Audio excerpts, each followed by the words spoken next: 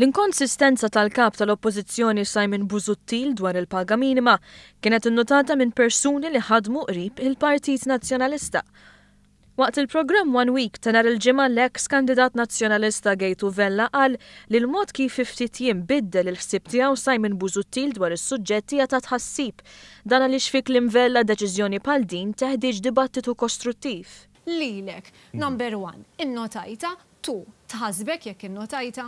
Tħassibni u tinkwetani. F'temp ta' ftit jiem, Simon Busuttil biddel l-opinjoni tiegħu minn kontra li tiżdied il-paga minima għal favur. Dan wara li l-Prim Ministru Joseph Muscat ħabbar li d-Deputat Prim Ministru Louis Grech se jmexxi diskussjonijiet dwar is-suġġett. Kien fir-reazzjoni tad-diskors tal-budget li Simon Busuttil qal li l-paga minima għandha tkun indirizzata bit-taħriġ. Dr. Busuttil, ngħidu mibsut mit-Television Malta, ġejt darb'oħra semmejt fid-diskors tiegħek referejt għal rapport tal-Caritas u semmejt diversi rakkonti li tqajt magħhom ta' persuni li qed ibatu biex ilaħqu mal-ħajja.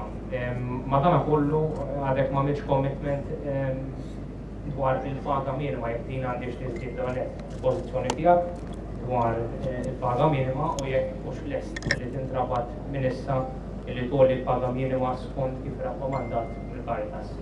Il-preferenza tagħna hi illi inti minflok taqbad u tolli il-paga minima billi tajt minn daqshekk għandha ssir daqshekk għandek tgħin lil min qiegħed fil-paga minima illum joħroġ minnha billi isib ġobb aħjar u billi tħarġu sabiex isib ġobb aħjar. Ftit jiem wara id-diska nbidlet. Waqt il-programm dis-set ta' din il-ġimgħa Busuttil biddel kompletament il-verżjoni.